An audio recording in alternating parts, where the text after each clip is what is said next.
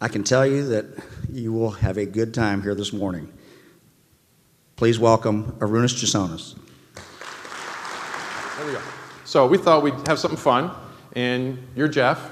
I'm going to be the person trying to be a fifth grader, okay? So I thought a great topic today would be, are you smarter than a fifth grader or a bellhead? I started as a bellhead. Many of you started as bellheads. And I think we're going to have some fun with it. It's all in fun spirit. But a bellhead could represent a big company, large corporation. And what we have as advantages as smaller companies, we're more flexible, more nimble, more customer caring. We're going to go through these 5 categories of customer care, network, strategy, employees, and leadership.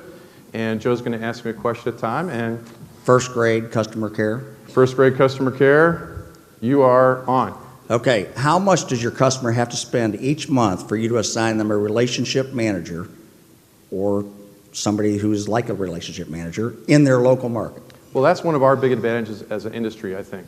Right now, PAETEC's cutoff is about $2,500 a month or more. You get a local account manager, a local person that takes care of you, not just a salesperson, but after the cutover. For customers less than $2,500 a month, we have sort of dedicated, sort of advanced customer service pools in different regions. But when you talk to some of our bigger competitors out there, you need someone to spend $40,000, $50,000, $80,000 a month before they really dedicate resources to help them fix, cutover issues, billing issues, and that's a big differentiator for all of us, we think.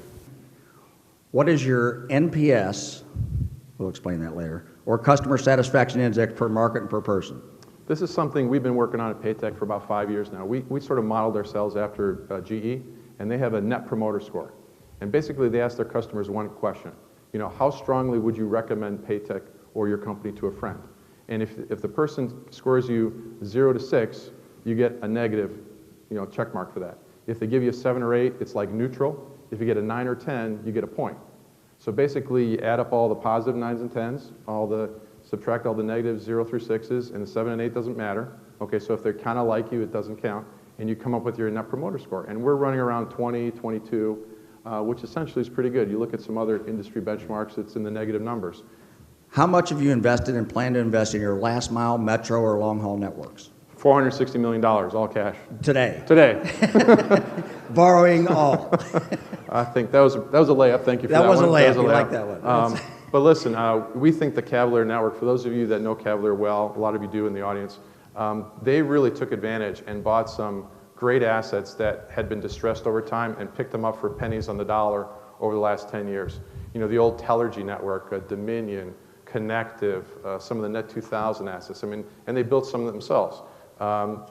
It's really just going to be a wonderful sort of footprint for us to go after. They have about 575 colos, and 300 of them are fiber fed with their own fiber in the PAETEC dense market. So we're going to be able to save money there. So any person who's really trying to compete against AT&T, Verizon, Quest, you really need to have a balance between what you do special access, uni circuits, your own fiber bypass, your own wireless bypass. It's all important to have that hybrid. None of us are going to build last mile facilities to every single one of our customers. Even the Bells couldn't do that in less than 80 years with the monopolies that they had. But it's real important to build more scale for most of us competing against them. How aggressively do you market your new IP products to TDM customers? This is a great question because I live in Rochester, New York, and we've got a very famous company, Kodak, that didn't cannibalize its base fast enough. They kept sort of living in the film world and didn't aggressively go after digital photography and inkjet printers fast enough because they thought the film would always be there. And if you look at your home today, how many of you are really using film and going to the photomat to get things developed anymore? It doesn't happen, right?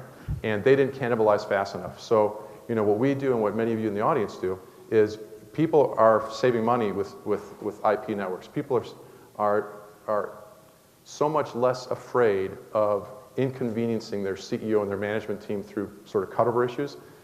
That's not as scary to them as not keeping their job because they're not saving enough money for their company. Right. So they will go through sort of cutover hassles now to save money when they go to IP. Now, you don't always save money if you go to IP if you're not careful.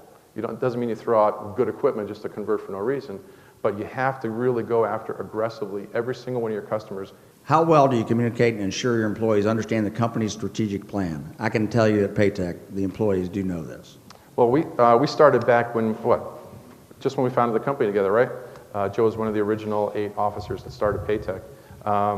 You actually had accepted an offer at Pacific Gateway. I had. You did, and I stole you back. And why was that? It's the best move I ever made. Right? And now, as of today, we have a Pensacola office. Yeah. Took 12 years. We finally have a Pensacola office where I live.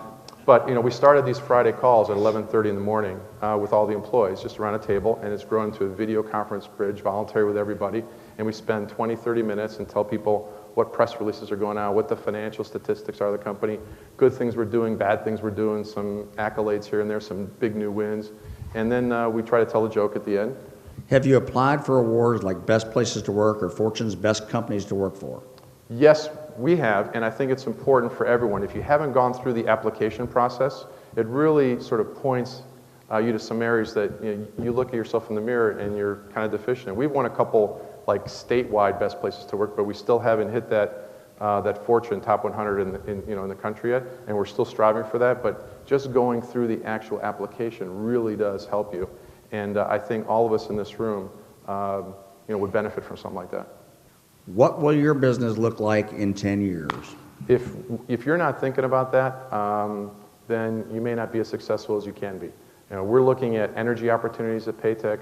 Many of you in this audience are looking at all kinds of other things internationally, but you have to be thinking about what you're going to line up for your business. Cloud computing gets used. That phrase is like ubiquitous that we were using 5 years ago. Like, what does it mean, right?